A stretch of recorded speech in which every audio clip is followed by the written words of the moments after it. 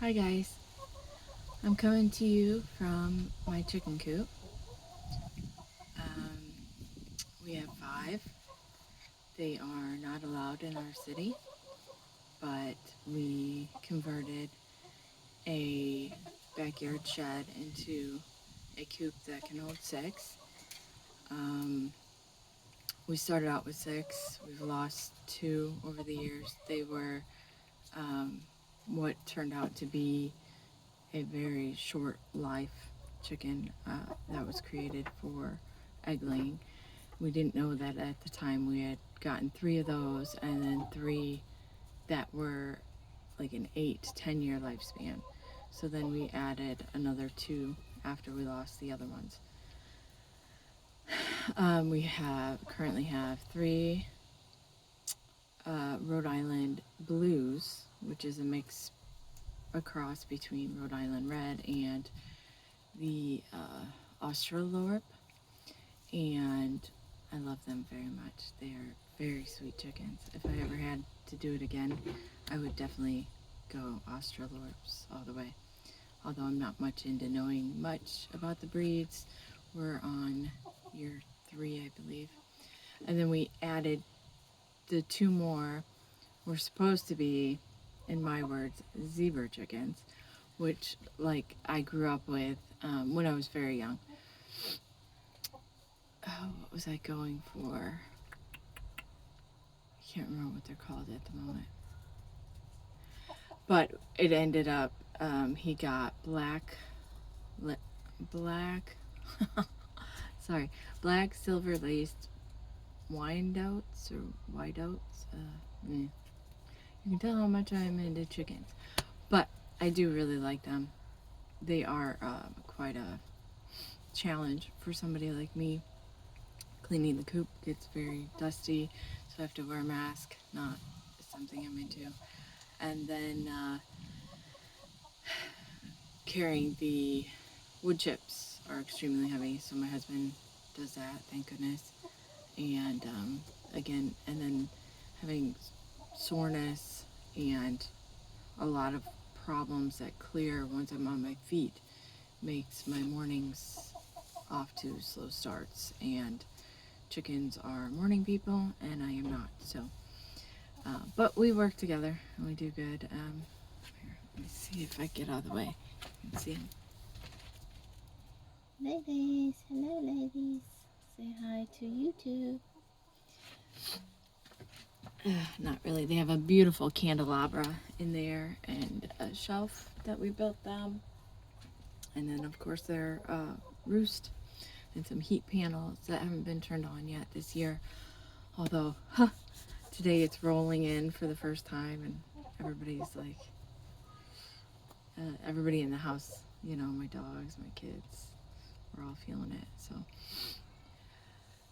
So we're at about a week and a half since my last video. Hopefully I can get this all in one shot because I have yet to learn how to edit. So we're gonna play a game called Let's See If Heather can make it 12 to 14 minutes without sticking her foot in her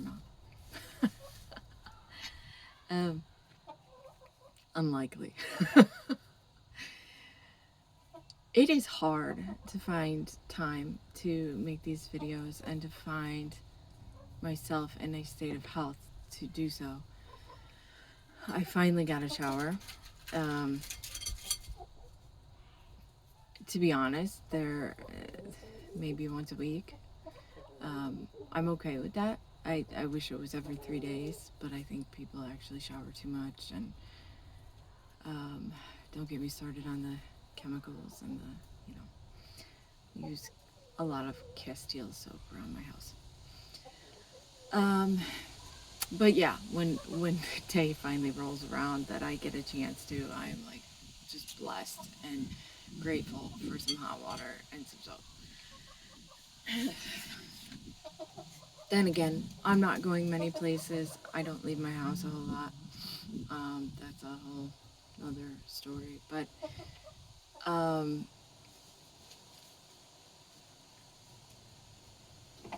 I could see if you were doing farm work or yard work, or maybe even out and about a lot more, you would feel the need to shower more than I do. And I run on the dry side. I'm not a greasy person, at least not these days. I really never was. I have been overly toxic lately because of, I went to the chiropractor for the first time, and in, I don't know, years. I've only been one other round. I have air hunger today. This is this video, nerves. That's about the only time I get it anymore. I had 3 strains of Babesia, which is a co-infection of Lyme disease. That's a lot. It's the malaria of North America, and it tends to cause night sweats and air hunger. So that is one of my symptoms, but it doesn't show itself often. I went through 2 4-ounce bottles of Cryptolepis sanguinolenta from Woodland Essence in my day, and that's quite a bit. You go really slow with that stuff and work your way through. So I don't know how much Babesia still plagues me, although I this year I picked up a new crypto blend from an herbal company that I do like, and I'm working on to a lot of their things, and that's Barlow's Herbal. I'll tell you a bit more about their stuff as we go. This is kind of going to be an effort into how much weird information can I get out there at one time in a short amount of time. I don't think I'm doing a very good job today on that, but let's see if we can cover some of the good things that happened over the last week and a half. I'd like to get these out more in a weekly time frame, or maybe even, I don't know, the universe says something like 3 videos a week. I don't know what it's thinking right now, but we'll see where that goes.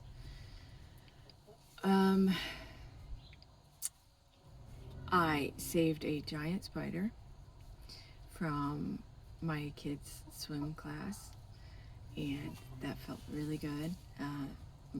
My daughter had noticed it as she went through the doorway between the lobby and the pool area, and her new swim teacher had said, "Hey, office staff or desk staff, address this while I take the kids to go swim." So my 2 girls went off with him, and I knew it wasn't going to go good for the spider. I was sitting there. There were only a couple other people in the waiting room, but it was one of those, I still don't know my spiders well. I'm learning them. I'm trying. I love orb weavers. Ooh, they're my favorite. I was never a big spider person growing up. They scared me like they did everybody. But the more I heal, the more I have had spider experiences where they have held a piece of my heart. There was one in the doorway of our sliding door, and it was an orb weaver, and we named her Charlotte, and the girls were little toddlers, and she spent the whole fall with us.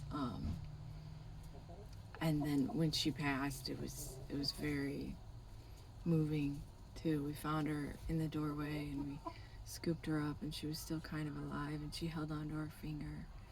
We put her in a little sunny spot, and then we had another one that actually started up by the house. My husband moved the grill, went followed and went with the grill like 20 feet away from the house, and then when she passed, she came to the house to say goodbye. They're vibrational creatures. They're probably the most vibrational creature. A squirrel is skipping by as I say that, probably saying, no, not exactly. I don't know. I guess all creatures are vibrational creatures. That's how you know, that's intuition. Part of it is this person or thing going to do me harm, or do they mean well? Or when you don't know language, you learn vibration, and same with our little pets that we don't even really pay much mind, or reading facial expressions and body language. But spiders being web creatures and having to sense every vibration as it comes along, they definitely are. So, back to the story. It was like a fishing spider, or a grass spider, I think they call them. But I'm from Indiana here. Um, the big quarter size ones that you would find in your basement, in your laundry piles. I'm still not really totally okay with those guys. If I find one in my house, I make them promise uh, that they will not bite me or my animals or my children, and I usually pretend that I didn't see them, and I know that they will find their way in or out or where they want to be. Now, the little ones, little cellar spiders, and some of the other guys, I have come to not have any fear about, and they live amongst us in our house, and they often have names. And I'm actually really kind of upset with my husband these last few days because he has made disappear a few of my little friends because he cleaned spots that I allow them to stay, which are the really off the beaten path corners. And but then again, you know, how can you be mad at a husband for cleaning? It just was so rare. Um, and then the one he mowed the side of our old truck that we don't use, and there's this gorgeous orb weaver, and I told him, please do not mess with her, and he did. And then she spent 2 days in the door crack.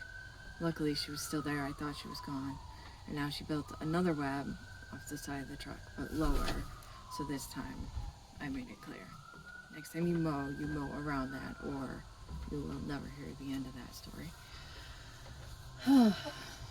But anyways, the spider at the pool. I was terrified to catch the spider. I had nothing, but I was not going to let that spider be smashed in front of me and in front of my kids, and just on principle to teach people that these creatures deserve a space too. And that spider meant no harm finding its way into the building.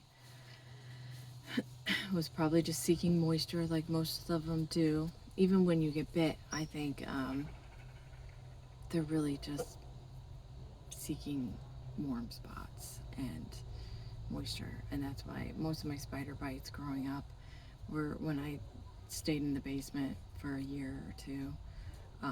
They would be on your inner thighs and stuff when you're sleeping. I know you spider folks probably do not want to hear that, but it's true. They don't mean to bite you, and then you shift in your sleep or something because you tickled by them. So I go after this spider with somebody.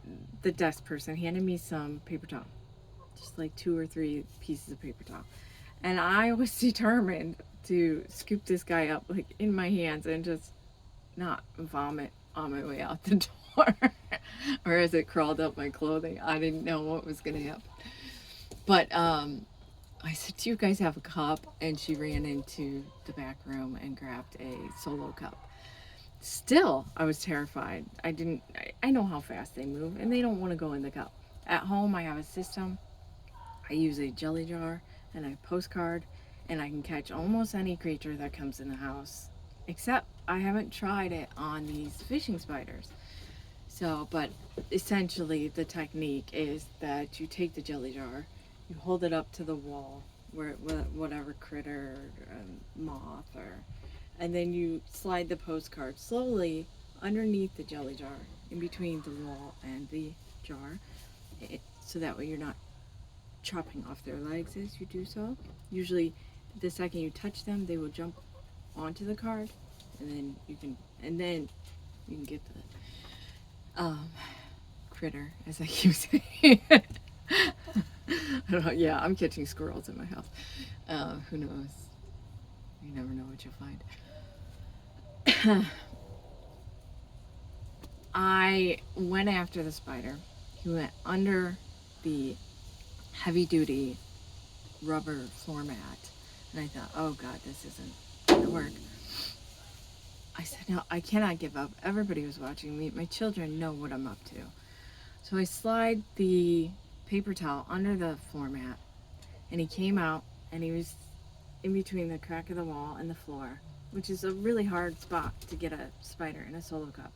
And I swiped the paper towel and tried to get him in once, and he moved further down in the crack of the wall.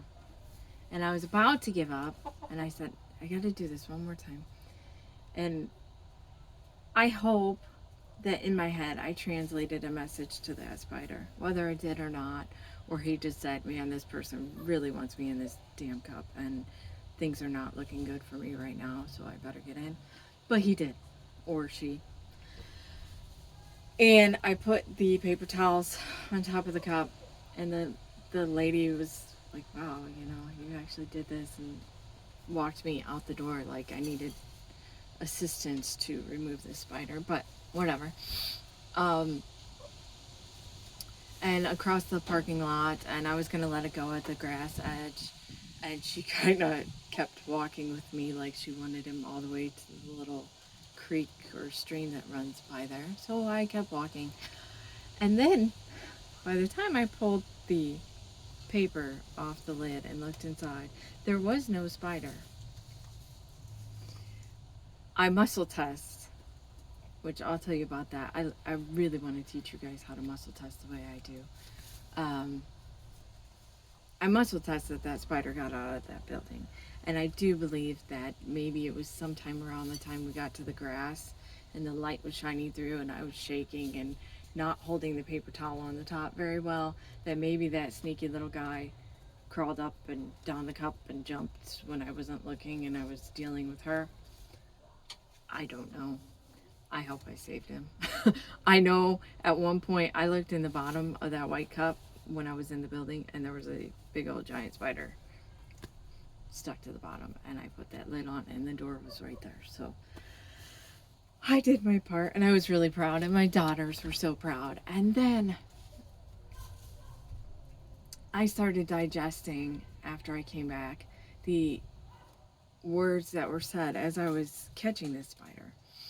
A lady and her kid came in the building, and it was not a lady I talked to. I've seen her a couple times before. There's one lady that I'm talking to for a swim class that we've started kind of becoming friends.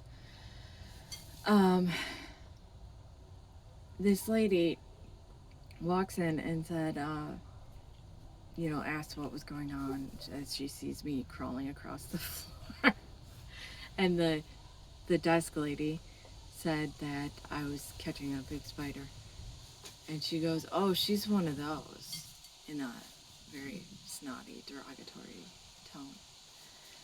So after I got the spider and I came back and I'm sitting down and I'm thinking about everything that went down. And I thought, yeah, I'm one of those. I am somebody who cares. I am somebody who thinks that all these creatures have a place the same way we do. Heck, I was probably a spider many lifetimes. So was she. That's how I see things nowadays. I wasn't always about reincarnation, but now that I connect with the divine and with the my deceased loved ones and deceased animals, I don't see how it's not possible that we've been through many trips here. I don't know all the details of it.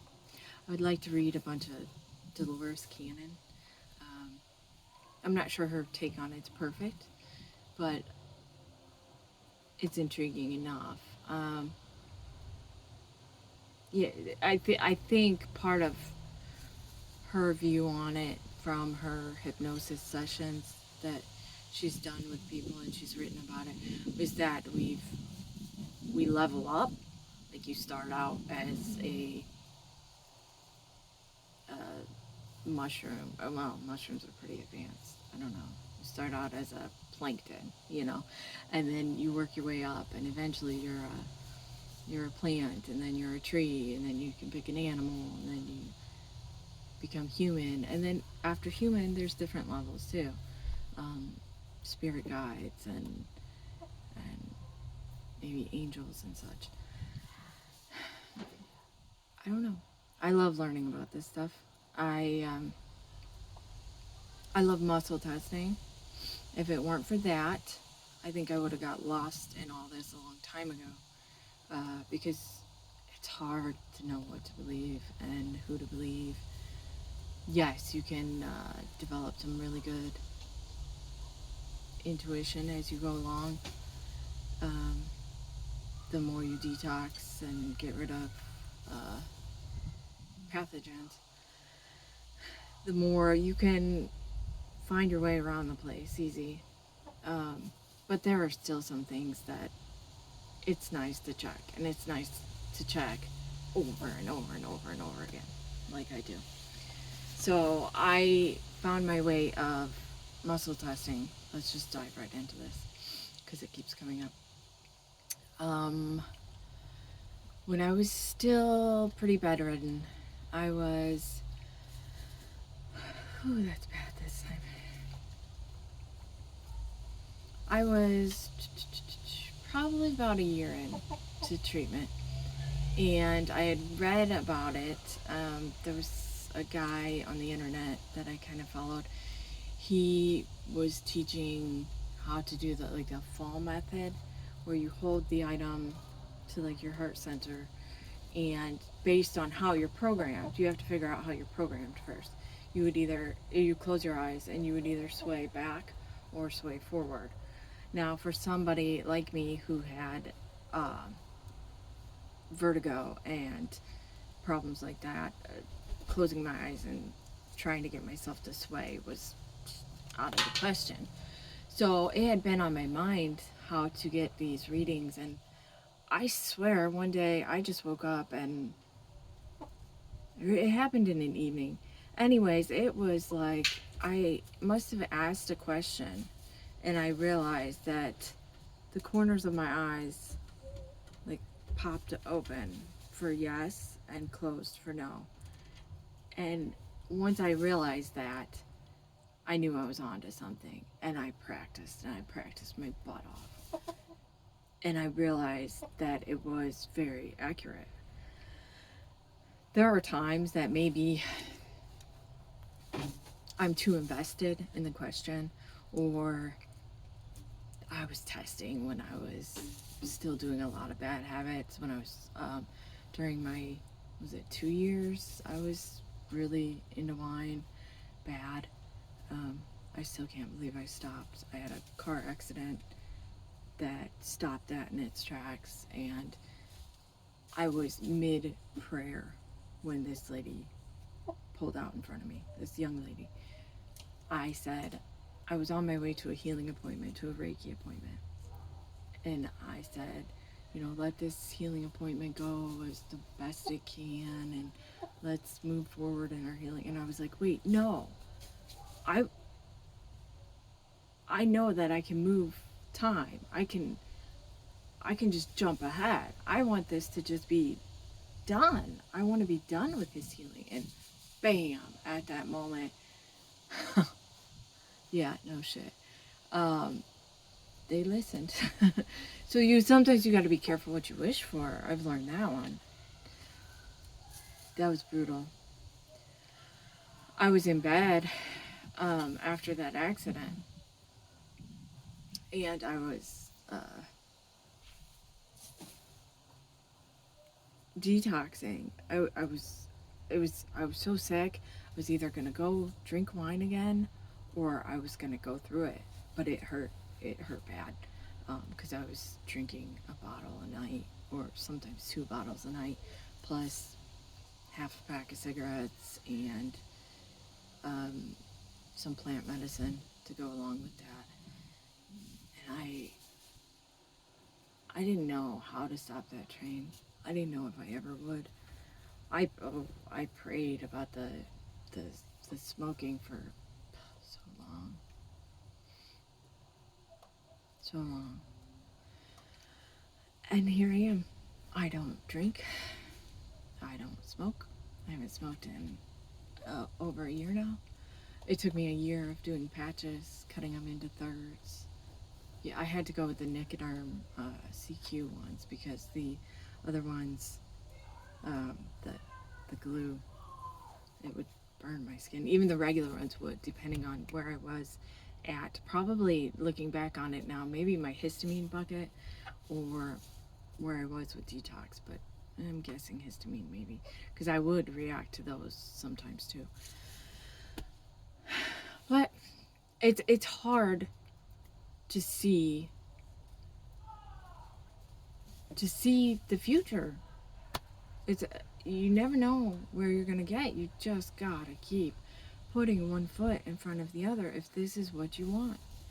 Make your intentions known that you want to continue on this healing journey, and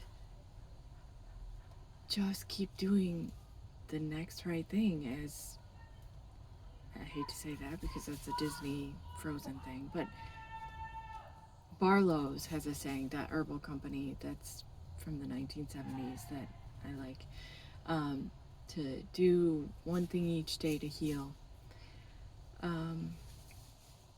There, if I let that self-defeating attitude that a lot of people have get to me, I would not be here today. That's all. You know, I mean, it's hard when you get into the health world. People are, oh, look at me,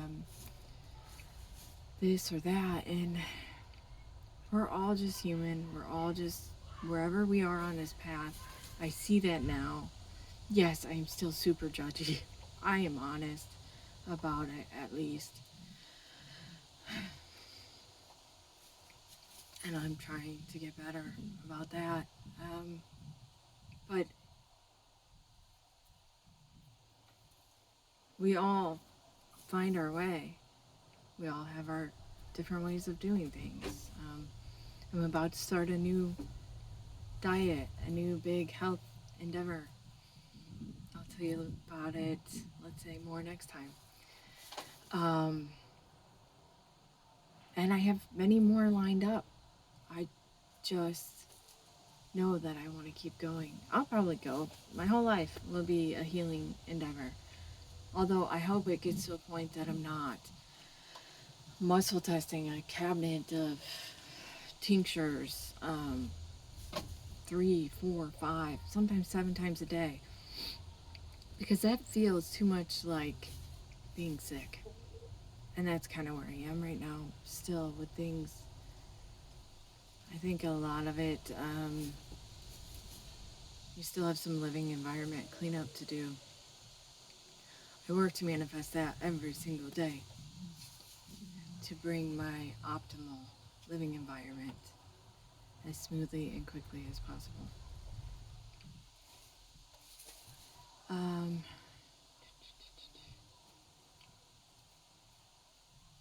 I'm thinking about canceling Halloween. I've talked to the girls about it. It feels right with my soul. I know that's a big trigger point. I've wanted to adjust the holidays and cancel most of them for a long time now, for quite a few years. We do Yule, the 12 days of Yule, instead of Christmas, although we still do like this grand Christmas morning. So, because the kids don't want to give that up. So it's kind of a combo. But we do the 12 days of Yule, we do a lot more family time, and we make special meals, things we really want. We kind of list them before we get going, and arts and crafts. And we actually do all the kits and the things that are laying around that I always say, well, we'll get to at some point.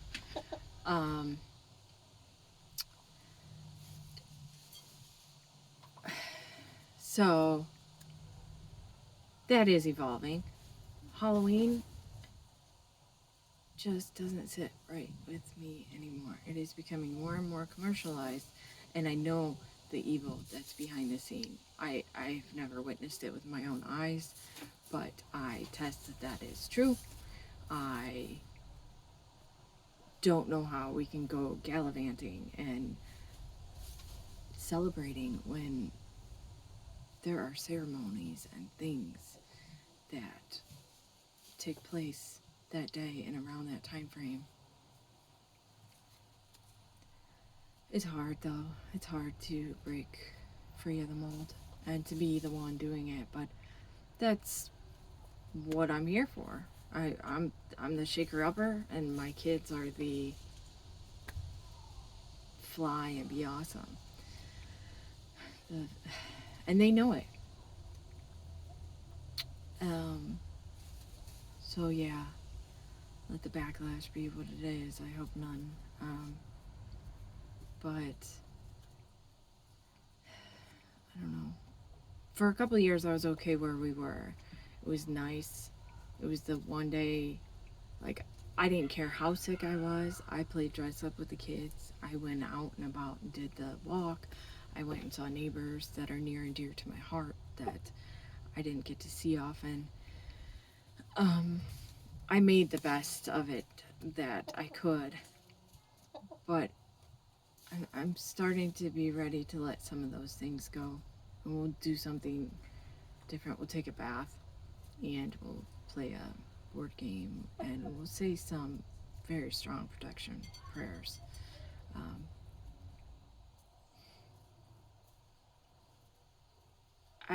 Yeah, it's time for change.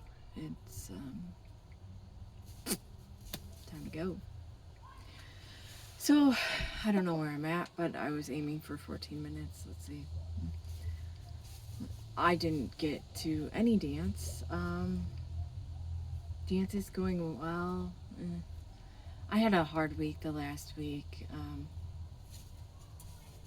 I don't know. I need some better music and dance class. I was a little annoyed that I had learned sachets where when you put your right foot forward, you put your right arm forward and go, but actually sachets are with opposition. So it's kind of one of those rub your tummy, pat your head thing, which I was never good at. So right foot forward, left arm forward. So now I had to relearn everything. And it's one of my favorite moves is sachet, step, leap, step, leap. And I practiced them really, really hard right off the bat and in the wrong way. So I've been working towards reprogramming that. I'm not sure where to do any dance video footage things without like 100% saying this is where I live, but we'll see. And it's getting cold, so I still have to work that through in my brain. But yeah, dance is good.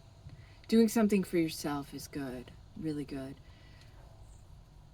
It's sparked some stuff with me and my husband as far as I just feel his respect a little bit for me putting a input into my body. Same with these videos even. I've been working towards my wardrobe and my you might not know it but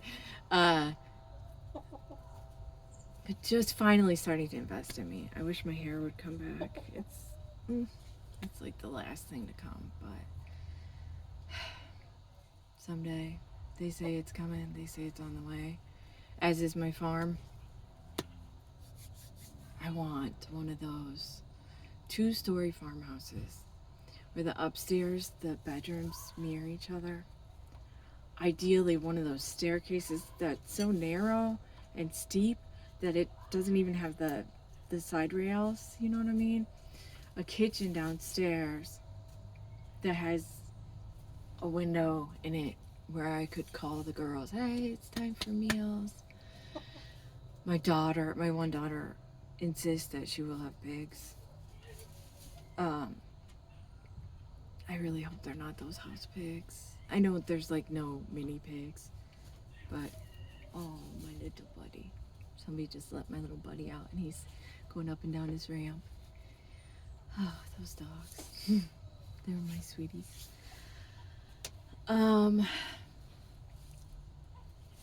Yeah, I don't know what kind of farm. I don't know what kind of animals. I want an aquarium. I want a root cellar. With the mustiness and the moldiness, I don't know how I'm going to deal with that, but we'll see. And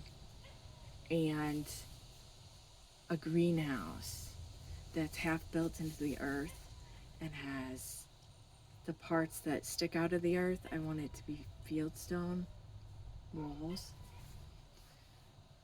Maybe a cat that stays in there. Nice and toasty. And I can go and do my seedlings, my transplanting with my little cat in my greenhouse. Those are my dreams. I miss working outside in bibs.